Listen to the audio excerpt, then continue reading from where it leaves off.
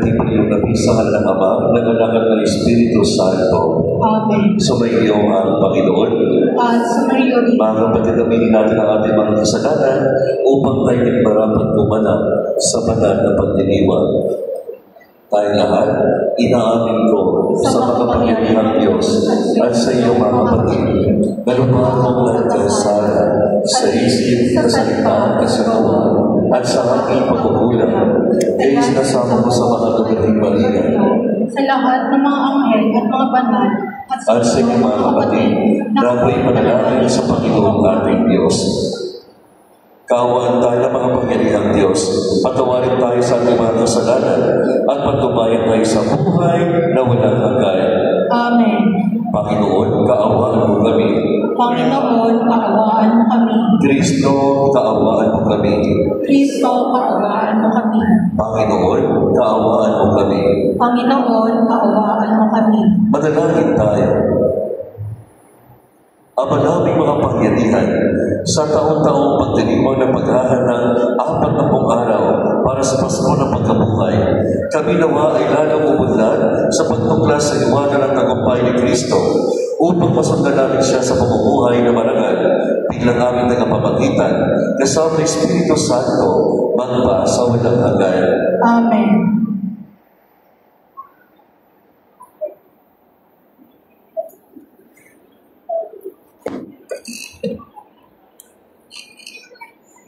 Pagbasa mula sa aklat ng Deuteronomio, sinabi ni Moses sa bayan, ang mga unang bungang inyong iaalay ay kukunin ng saserdote at ilalagay sa harap ng altar. Pagkatapos, ay saysayin ninyo ito sa harapan ng Panginoon. Isang paggalagalang Arameo ang aming ninuno. Maliit ang kanyang sambahayan nang magpunta sila sa Ehipto upang doon makipamayan. Ngunit dumating ang panahon na ang kami ay naging malaki at makapangyarihang bansa. Hindi mabuti ang ginawang pakitutungo sa amin ng mga Ehiptyo. Pinahirapan nila kami at pinalipin.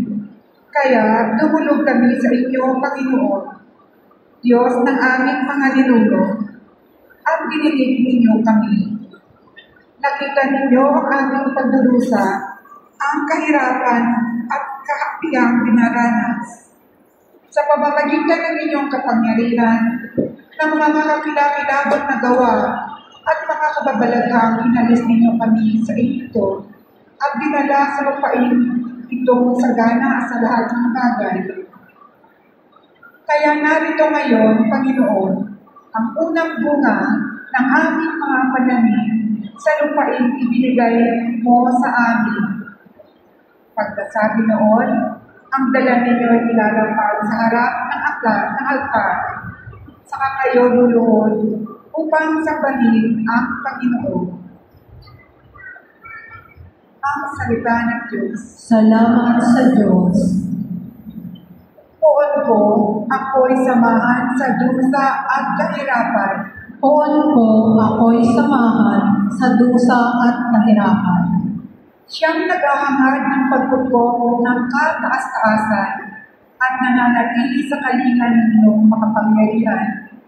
Makapagsasabi sa kanyang Panginoon, kung katahanan, ikaw ang aming Diyos, ang Diyos na tanging kong pinaniniwalaan. Poon ko, ako'y samahan sa dusa at kahirapan. Di mo aabutin ika'y mapahamak at walang daratan kahit anong uri mga paghihirap sa iyong tahanan. Susuguin niya ang maraming anghel, sila ang susubaybay. Kahit sa ang dako ika'y makaroon, iyang iingatan. Poon ko, ako'y samahan sa dusa at kahirapan. Sa kanilang palad ay itatayo pa at silang magtataas, nang hindi masaktan ang mga paa mo sa batong matalas. Kahit tapakan mo ay mga leon, ahas na mabagsik, di ka maaano sa mga serpiente at leong mapabagis. Poon ko, ako'y samahan sa dusa at kahirapan. Ang sabi ng Diyos, aking ililigtas ang tapat sa akin. At iingatan ko ang sino mang taong ako'y kikilalanin. Pag sila'y tumawag, laging handa ako na sila'y pakinggan. Aking sasamahan, at kung may hilahin ay sasakuluhan. Aking ililigtas ang bawat isa ay pararangalan. Poon ko ako'y samahan sa dusa at kahirapan.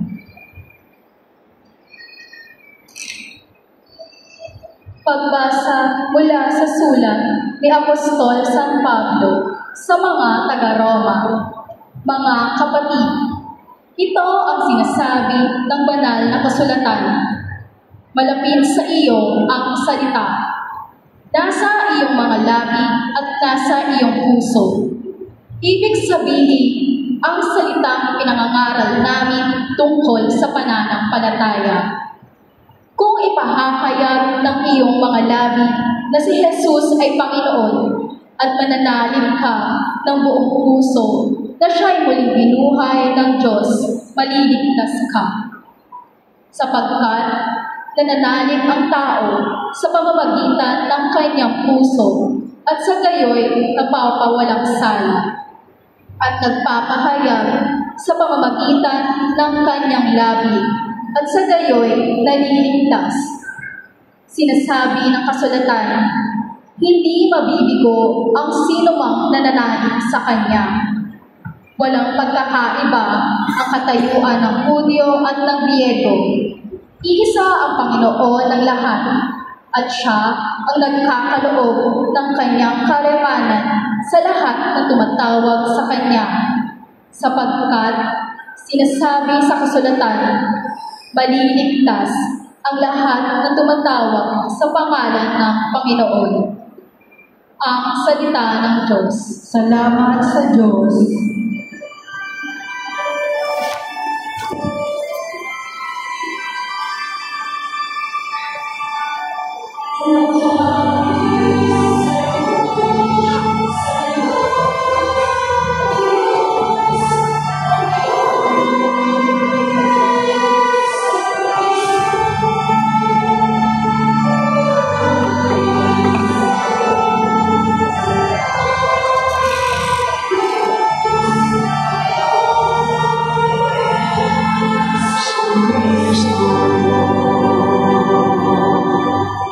Sumainyo ang Panginoon. At sumayo Ang mabuting balita ng Panginoon ayon kay San Lucas. papuri sa iyo, Panginoon. Noong panahon iyon, umalis na Jesus sa Jordan, puspos ng Espiritu Santo. Dinala siya ng Espiritu doon sa ilang, at sa loob ng 40 araw ay tinukso ng Diablo. Hindi siya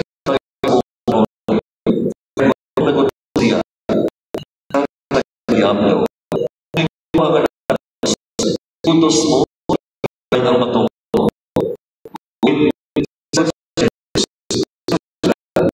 hindi lang sa tinapang buhay ka na si Diablo sa kakatalo at sa isang saglit ay ipinakita sa kanya ang lahat ng kaharian ng sanlibutan.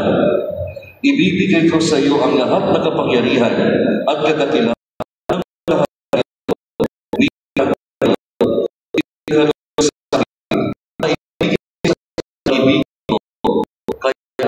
kung ako'y sasambahin mo, magiging iyan mo. Sumagot si Jesus. Sa sulat, ang iyong Diyos at Panginoon ang sasambahin mo, at siya lamang ang iyong paglilingkuran. At dinala siya ng Diablo sa taluktok ng templo ng Jerusalem, at sinabi sa kanya, kung ikaw ang anak ng Diyos, magpapalipad ka, sapagkat nasusulat, ipagbibilin niya sa kanya mga anghel, na iingatan ka at aalalayan na upang hindi matisod sa bato. Subalit, Jesus, nasusulat, huwag mong subukin ang Panginoon mong Diyos. Pagkatapos siyang tuksohin ng Diablo sa lahat ng paraan, itimalis at naghintay ng iba't pagkakataon. Mga kapatid, ang mabuting balita ng Panginoon. Pinupuri ka namin, Panginoong Jesucristo. Isang mapagpalang gabi po sa ating lahat, mga kapatid ko kay Kristo. Meron po sa kwento tungkol po sa isang matabang lalaki na pumunta po ng doktor para magpa-check up.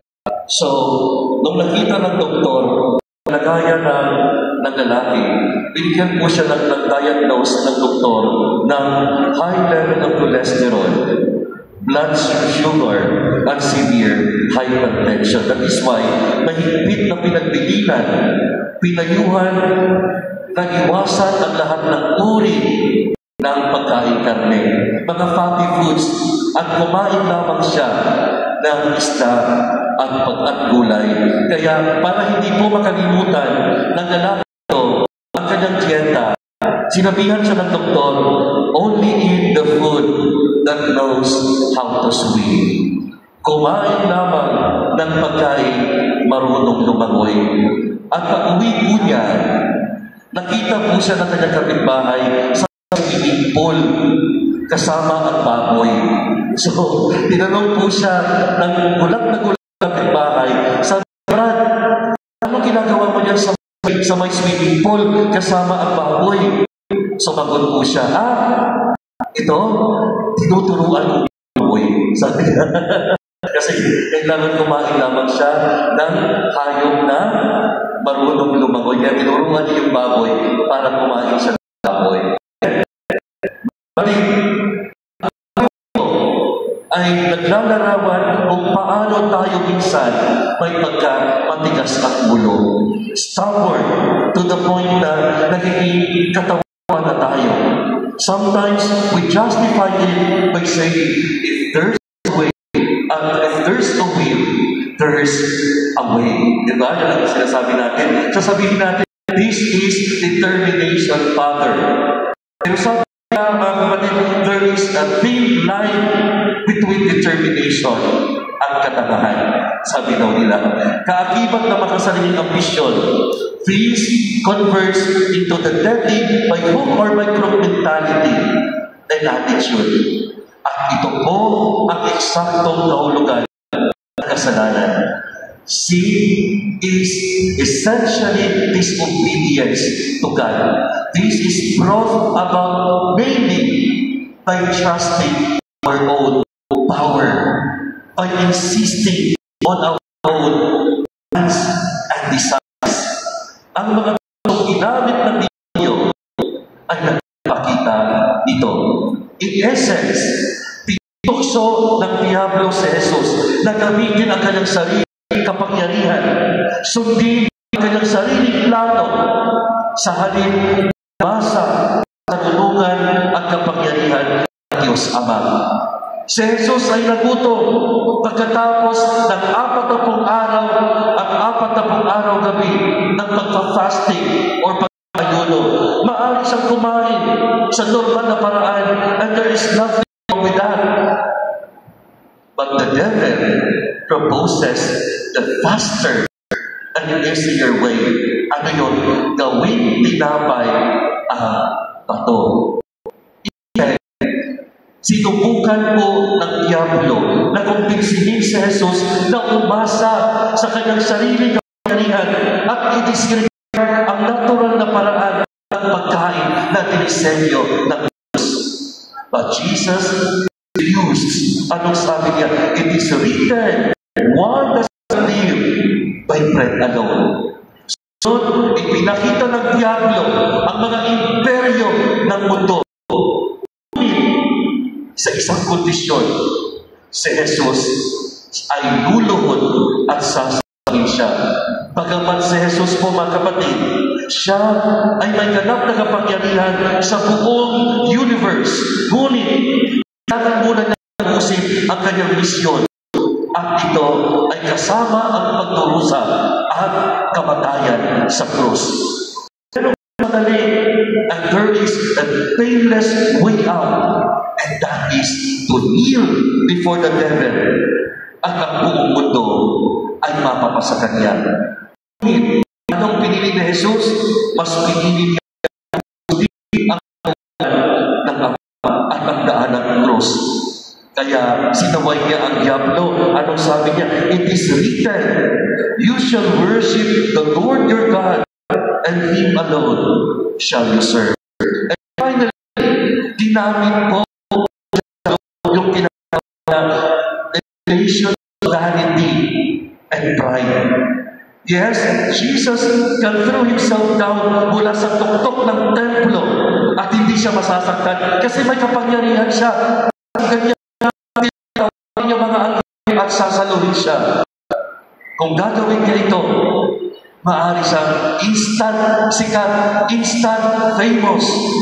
At lahat ng mga tao ay makikinig sa kanya at walang question sa mga Pariseo at mga iskriba. Ngunit, hindi ginamit ni Jesus ang kanyang sarili upang isulong ang anumang agenda of self-glorification. He chose the way of humility and neediness in obedience to the will of God. So, ano po, Father? Ano yung connect nito sa atin? Mga kapatid, ang pagtitiwala sa sariling kakayahan, sariling kapanggihan, makes a person proud and self-sufficient. Then, it becomes very easy and convenient to disregard and disobey God. At ito ang nakikita natin ngayon sa ating mundo. Like for example, kapag ang isang tao yumaman, may kapangyarihan siyang gawing tinapay ang bato. Lahat magagawa niya. Lahat magagawa niya. Hindi makikita ang pangangailangan niya sa panalangin at huminto kasi lahat meron siya. Wala nang kuha ang Panginoon dito sa puso niya. Kapag ang tao may kapangyarihan, mga kapatid, maaari nang magbigay ng utos at sundin siya ng mga tao. Like for example, may tawag yan, naging konsihal ka, naging mayor ka, lahat tulunod sa iyo. Lahat tulunod sa iyo. He does not need to kneel before God and ask for power and permission. Kapag ang isang tao ay sikat, lumaki ang ulo, people will adore him. Ita-chat yung pangalan niya, idol. Lumalaki ang ulo ng taong yan. Sinasamba sa langit. Hindi na kailangan sambahin ang Diyos. Gayon pa man, ang masakit at nakakakimbang na aral ay dumating kalaunan, di ba? We have already experienced that during COVID-19. Amen?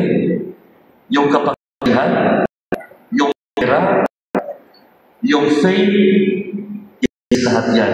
COVID-19. Isang ganyan lang ng Panginoon Diyos nawawala. Amen? Kasi sa panahon ngayon, kung gusto mong sumikat, maghubad ka, pwede na. Totoo hindi. Totoo hindi. Kahit ano gawin mo sa sarili mo, mapasikat lang. Kasi we are hunger for fame. Pumatay ka ng tao para lang tumaas ang posisyon mo. Pwede. Ginagawa natin yan. Amen? Tawag ka, mag-scam ka. Manloko ka para magkaroon ng pera. Ginagawa natin yan. Mga kapatid, sana sa panahon ngayon, in these trying times, huwag kalimutan ang Diyos. Huwag natin, huwag tayo bumitaw sa ating pagkakakapit sa Diyos, magtiwala tayo sa Diyos. Tandaan natin, lahat nawala, lahat lumilipas katulad natin. Pero ang Diyos, andyan siya. At ang Diyos, magbibigay sa atin ng walang hanggang buhay sa kabilang buhay. Huwag tayo mag-aspire ng kasikatan. Huwag tayo mag-aspire ng kapangyarihan. Huwag tayo mag-aspire ng yaman. Kasi ang lang yan, hindi mo madadala pag ikaw ay pumanaw. Amen. Kaya, lagi natin natatandaan na dapat bigyan natin ng space si Lord dito sa puso natin. Hindi ang mga material na bagay hindi ko anumang mga bagay na lumilipas. Amen. Magsitayo po tayo lahat at ating ipakita, ating pananampalataya. Sabay po tayo, sumasampalataya ako Sa Diyos amang makapangyarihan sa lahat ng may gawa ng langit at lupa. Sumasampalataya ako kay Jesucristo, iisang anak ng Diyos, Panginoon nating lahat, nagkatawang ng Espiritu Santo, pinanganak ng Ama ng Berte, pinapakasakin ni Poncio Pilato, tapos sa pagpamatay ni Pilip, nanahon sa kinaroonan ng mga ibabaw, nagpagkatong araw na buhay ng magmuli, umakyat sa langit, naluluklok sa Diyos, amang makapangyarihan sa lahat. Doon magmumulang palito, at tungkol sa nakabubuhay at pagkakas. Sasampalataya naman ako sa Diyos Espiritu Santo, sa banal na simbahang Katoliko, sa mahal na banal, sa kapatawaran ng sa pagkabuhay na muli ng nangamatay na tao, at sa buhay na walang hanggan. Amen. Please, let us proceed to offer our Lord. Para po sa mga may hawak ng offering and medals, maaari na po tayong pumila sa gitna para sa pag-aaral. Maraming salamat po.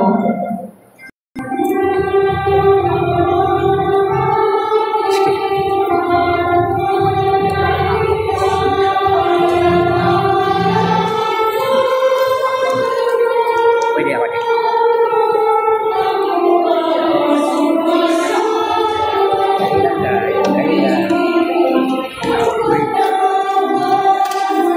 Pwede ako dito eh.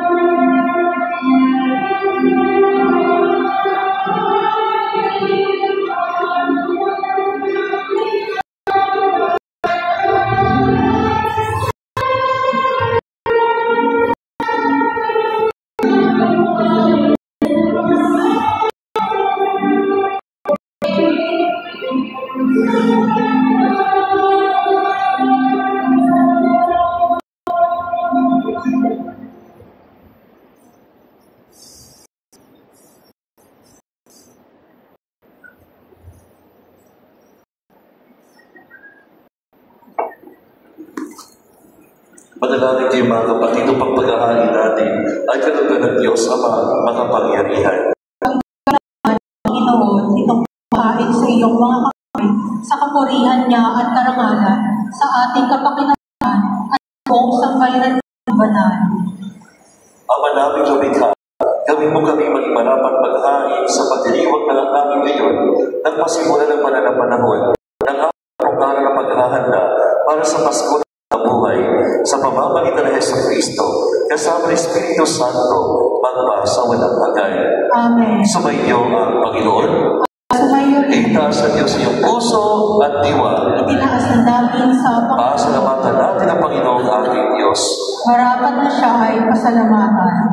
Ama namin mga pangyarihan, tunay yung marapat ikaw ay aming pasalamatan sa mamamagitan ng Jesucristo na aming Panginoon. Ang kanyang 40 araw na pagtitiis na kagutuman ay nagbibigay kahulugan sa panahong ito ng pagpapakasakit para sa kapwa-tao. Ang pagtalikod niya sa tuksong maging makasarili ay natuturo sa aming hanapin ng pagpapakabuti upang kaisa niya'y maging malaya kami sa pagdulog sa habang na huling hapunan na siyang hantungan ng lahat sa kalangitan. Kaya kaisa ng mga anghel na nagsisiawit ng papuri sa iyo na walang humpay sa kalangitan, kami nagbubunyi sa iyo kadakilaan.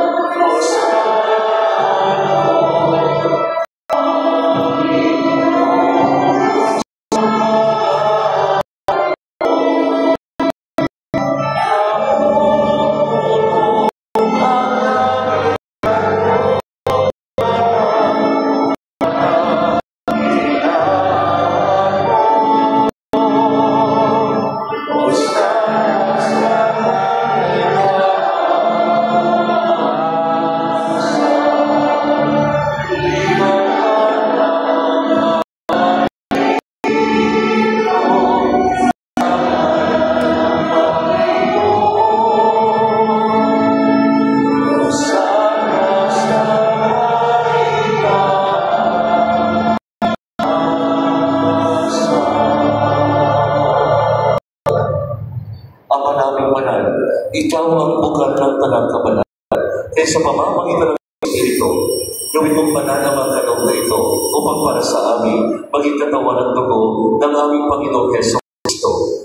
Bago niya pinagtiis ang kusap na maging handog, ginawakan niya ang tinapay, pinasalamatan niya, pinaghati-hati niyon, iniwan sa kanyang at sinabi, tanggapin niyong lahat ito at galing. Ito ang aming katawan na ihahandog para sa inyo.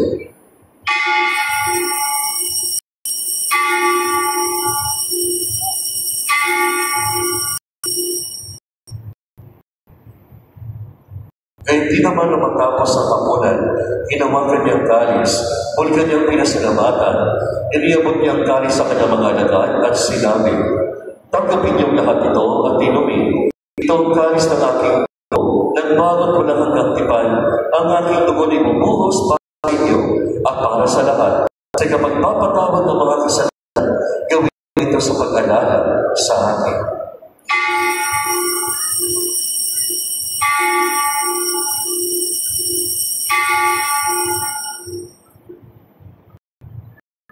Ang misteryo ng pananampalataya.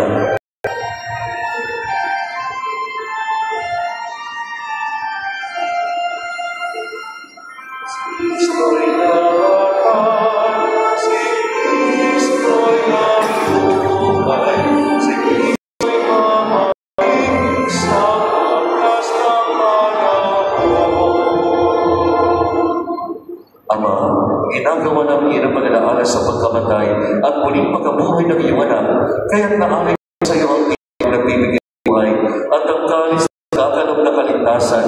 Kami nagpapasalamat at kami nagarapan tumayo sa harap mo para maglingkod sa iyo. Isip mo namin, kami sa salo-salo, sa katawan ng dugo ay mabuklod sa pagkakaisa sa pamamagitan ng Espiritu Santo. Tingnan mo ang simbahan, naghanap sa buong daigdig. Mas masipang pag-ibig kay San Francisco na aming Papa at ni Roberto na aming Obispo at ng Tanang Kaparian.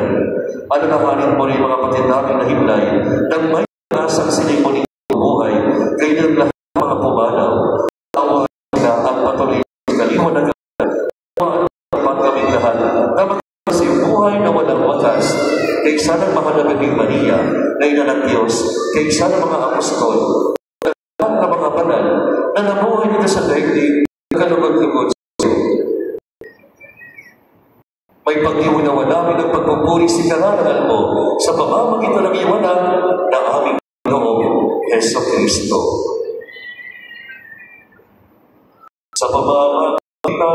Kristo, kasama niya sa Kanya, ang lahat ng ng mabuti ay sa iyo kasama kapangyarihan, kasama ng Espiritu Santo, magpasawalang hanggan.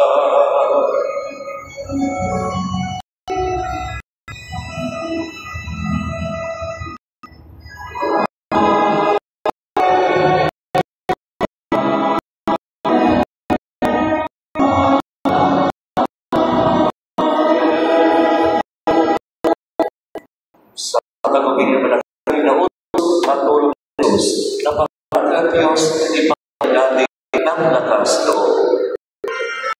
Tatapos tayo lahat.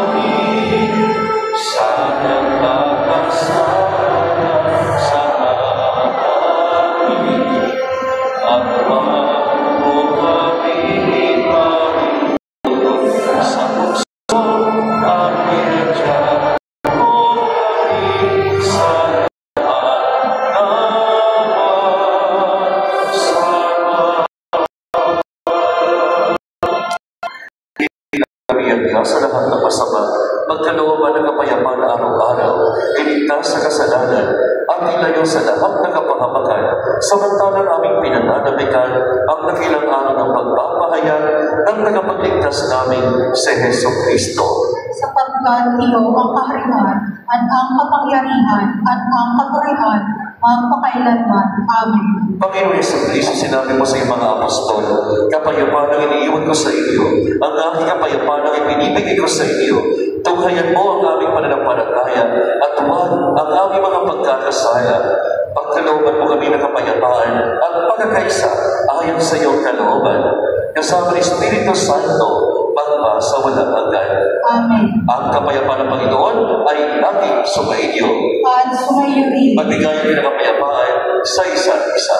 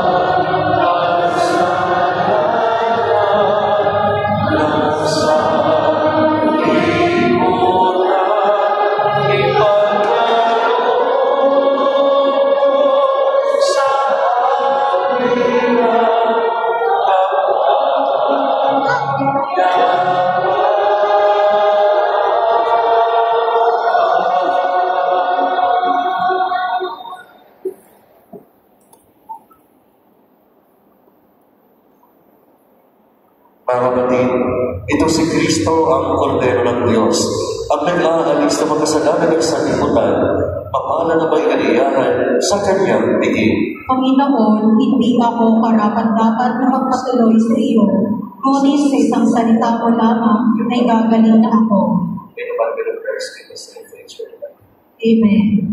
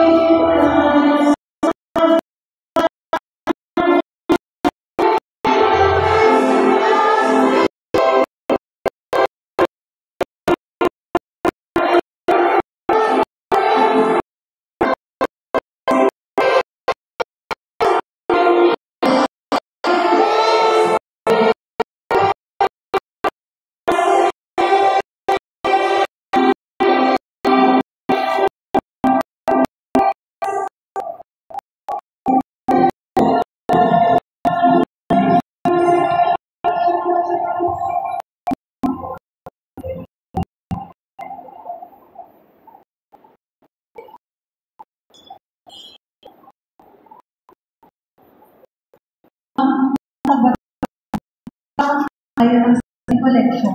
Second collection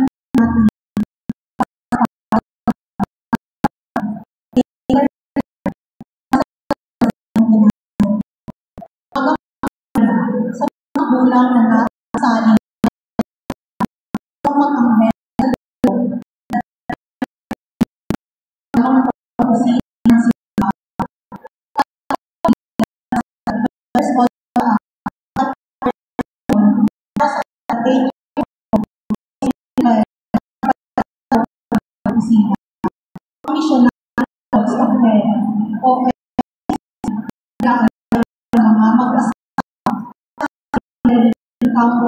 Week and 7 nagaganapin sa Tagaytay sa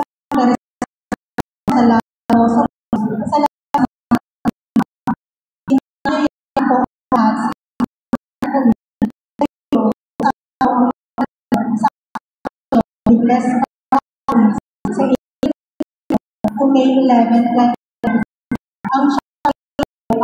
ang pura pa maaari pong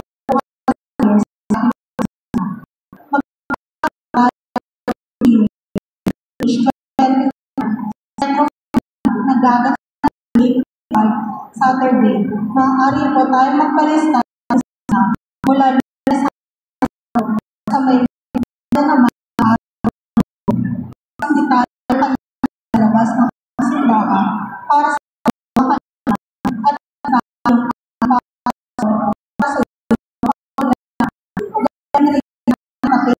mas para sa mga blessings na ating natatanggap.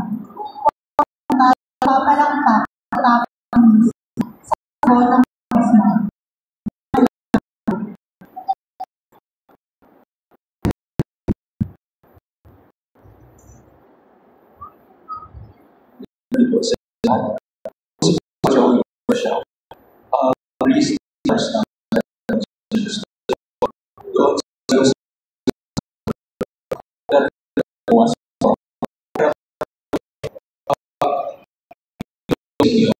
Para sa aming tinatayo.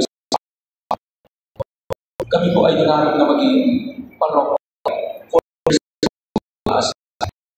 dapat sa tatlong Cobrador na kung saan isa ng mission. So ito ay parok ay kami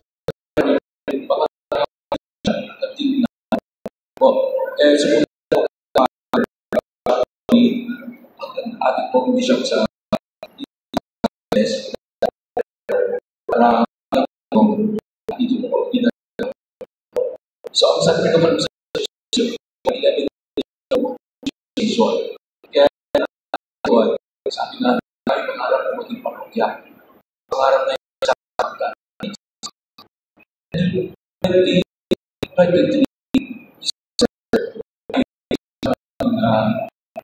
pagpatayo.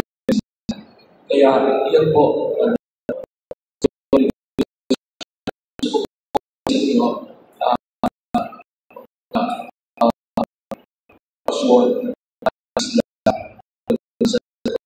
station.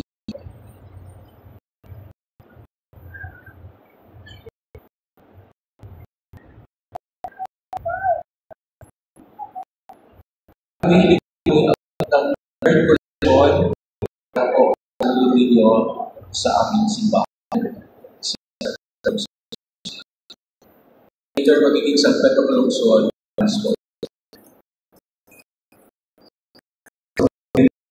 Tulungan po natin.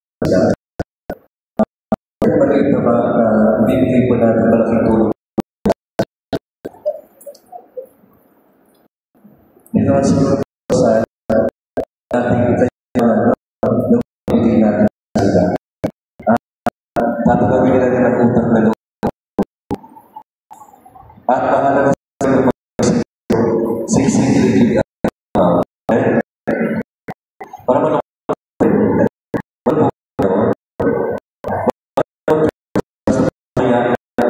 malong si Lord sa inyo. Lahat at sa Lord ang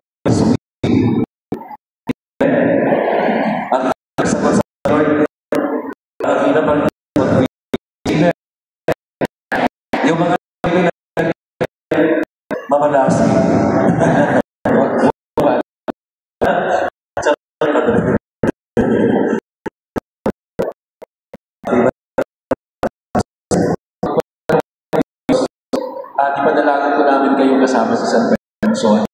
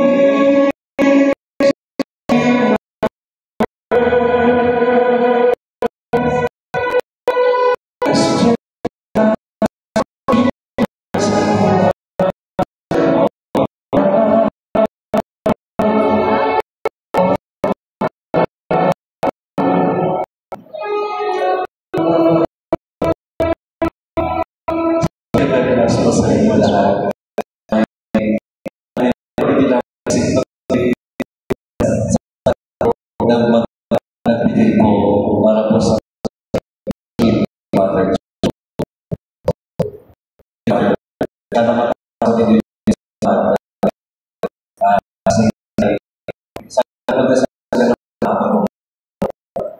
punta kayo sa mga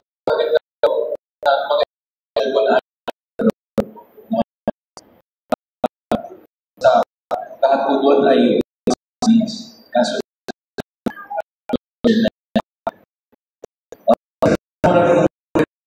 pagpunta ko and of course ngayon po may nakikita na mga sila si by Tita Feli, sila po ay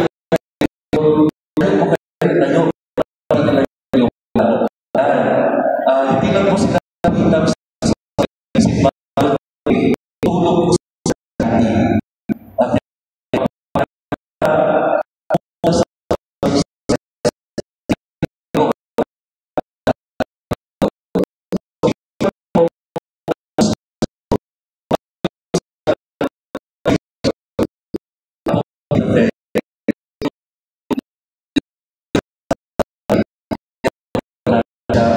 o punta po tayo sa may office ako ng 4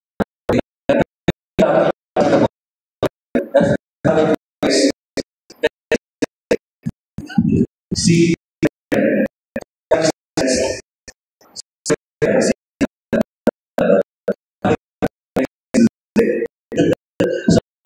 naman po, biyuda, may asawa, pwede po kayo mag-join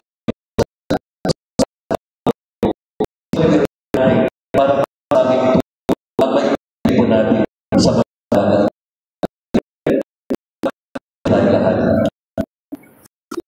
Madalang ang mga pinapakita mo sa pagkain ng tupang ng pagkakas para pampati ng pag-asa matutunan para namin sa tunay na pagkain na bibigay ko